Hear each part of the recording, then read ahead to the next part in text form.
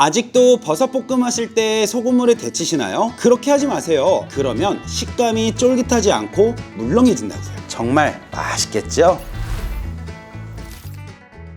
여러분 안녕하세요, 비룡입니다. 오늘도 즐겁게 행복하게 보내고 계신가요? 저는 오늘 즐겁고 행복하게 보내기 위해서 마트를 가봤는데요, 마트에 들어가자마자 스피커에서 울리는 소리, 느타리 한 팩이 1,000원, 느타리 한 팩이 1,000원. 바로 오늘 구매해봤습니다. 제가 많은 반찬을 알려드리면서 우리 구독자분들, 처음 오신 분들께도 이 맛있는 느타리 버섯볶음을 알려드린 적이 없던 것 같아서 오늘은 정말 맛있는 버섯볶음 알려드릴 건데요, 많은 분들께서 집에서 느타리 버섯볶음 해서 드실 때 많이 실망하고 많이 실패하는 이유, 딱 먹었을 때 어땠어요? 쫄깃쫄깃해야 할 버섯이 물렁물렁하신 적 있으시죠? 그 원인은요, 바로 여러분들께서 버섯을 소금물에 한번 데치셔서 그래요. 그런데 저는 소금을 다르게 응용해서요, 식감은 그대로 유지해주고 맛은 더 올려줄 거예요. 자, 그리고 제가 항상 말씀드렸죠, 알고 먹으면 맛이 2배. 이 느타리 버섯은요, 양파와 궁합이 가장 좋은데요, 같이 함께 먹으면 혈중 콜레스테롤 수치를 또 낮추기도 하고요. 그리고 느타리 버섯은 포만감이 좋아 다이어트에도 굉장히 좋고요, 특히나 식이섬유가 굉장히 풍부한데요, 꼭 챙겨서 드셔야겠죠. 그래서 오늘 제가 알려드릴 느타리 버섯볶음의 꿀팁은요, 첫 번째, 소금물에 데치지 않고 소금을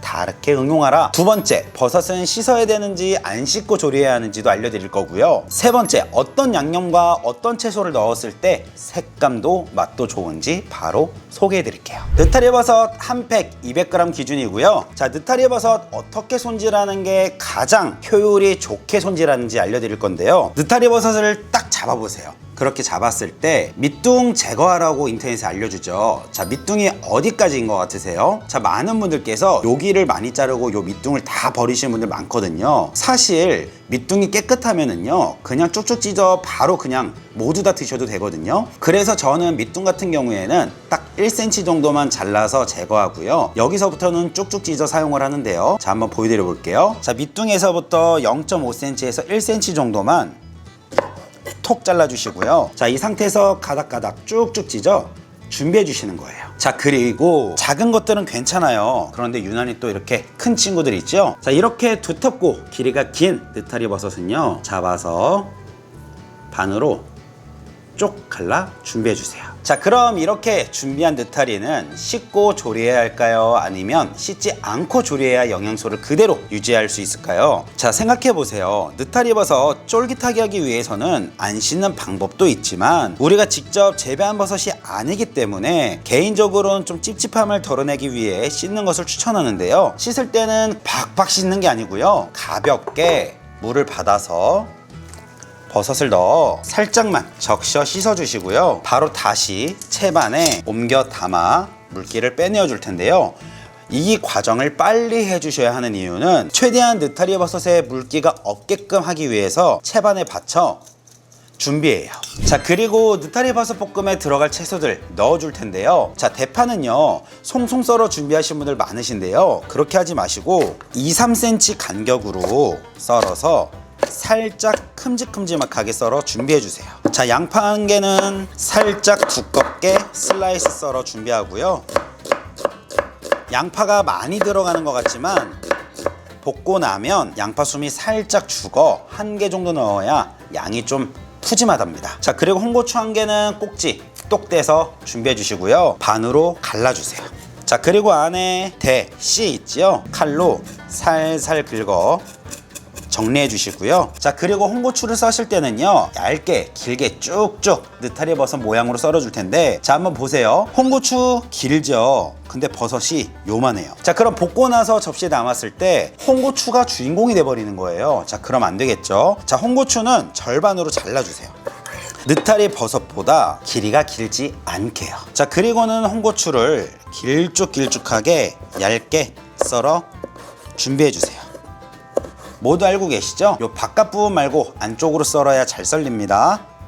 자, 느타리 버섯 볶음의 가장 중요한 이 부분, 느타리 어떻게 할 거냐? 많은 분들께서 하시는 소금물 끓여서 데치는 방법 절대 하지 마세요. 이렇게 해줄 거예요. 팬에 아무것도 누르지 않고 재료를 넣어 저어주는 것을 덮는다라고 하죠. 자, 느타리 버섯 덮어줄 거예요. 달궈진 팬에 느타리 넣어주시고요. 자, 이때 저는 소금을 다르게 응용한다고 했죠. 여기에 꽃소금 한 꼬집만 살짝 쳐요. 그리고는 덮어주세요. 자, 이렇게 하면 느타리에서 우리가 씻어 나온, 그리고 느타리가 머금고 있던 수분이 바깥으로 살짝 나오거든요.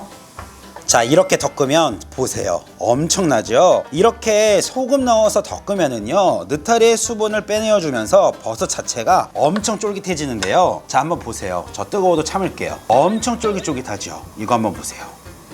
이 상태에서 채반에 다시 한번 버섯을 옮겨 담아주세요. 자, 그리고는 중불로 켜주시고요. 이제 지금부터 본격적으로 들어갑니다. 식용유 3큰술 넣어주세요. 다진 마늘 많이 넣게 되면 향이 느타리 향을 잡아먹거든요. 3분의 1큰술만 넣어주세요. 준비한 대파도 넣어주시고요. 양파 하나도 모두 넣어주세요. 자, 그리고 맛있게 볶아주세요. 양파가 살짝 익을 때까지요. 자, 이렇게 양파 보면 이렇게 붙어있는 것들 있죠? 이런 것들은 톡톡 쳐서 꼭 떨어뜨려 주세요. 그래야 나중에 볶았을 때 모양이 훨씬 예쁘게 나오거든요. 자, 양파가 이렇게 살짝 익어갈 즈음에 겉근 느타리 버섯 넣어주시고요. 홍고추도 넣어주시고요. 진간장 1큰술, 굴소스 1큰술, 후추 살짝 갈아 넣어주시고요. 물엿 1큰술, 그리고 빠르게 볶아주세요. 이렇게 느타리 버섯 볶으면은요, 고추장 1큰술에다가 밥 비벼 먹어도 너무 맛있고요, 참기름 넣어서 비벼 먹어도 너무 맛있고요, 간장 비빔밥으로 해서 먹어도 너무 맛있어요. 이렇게 정말 맛있고 예쁜 느타리 버섯 볶음 완성입니다. 정말 맛있겠죠? 자, 날씨가 많이 추워졌는데요, 따뜻한 밥에 이렇게 쫄깃한 느타리 버섯 볶음 먹으면 너무 맛있습니다. 그리고 살짝 자랑하고 싶은데요, 제가 알려드렸던 재료와 양념 비율에서 이렇게 볶아 만들어 드셔보시면 여지껏 먹었던 느타리 버섯 볶음 중에 여러분들이 가장 좋아하는 맛을 느끼실 거예요.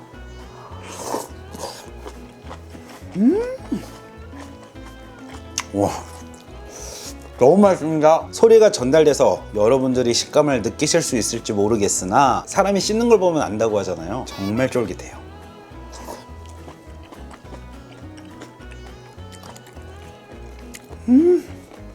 간이 짜지도 않고 설탕이 들어가 달지도 않고 물엿의 살짝 단맛, 그리고 그 물엿으로 인한 음식의 윤기, 정말 먹음직스럽죠? 혹시 그 말 들어보셨나요? 이 음식이 너무 맛있으면요, 입안에 넣고 나서 다음 숟가락을 바로 준비한다고 해요. 저처럼요. 그리고 살찌는 원인이기도 하대요. 저 믿고 꼭 한번 해서 드셔보세요. 그리고 맛없으면 맛없다, 맛있으면 너무 맛있다 댓글 꼭 남겨주세요. 맛없다는 댓글이 안 달릴 것 같거든요. 느타리 버섯 볶음 맛있게 해서 드시고요. 오늘 영상 도움이 되셨다면 구독하기 안 누르신 분들 꼭 한번 눌러주세요. 오늘도 영상 시청하러 와주셔서 감사드립니다. 안녕히 계세요. 비룡!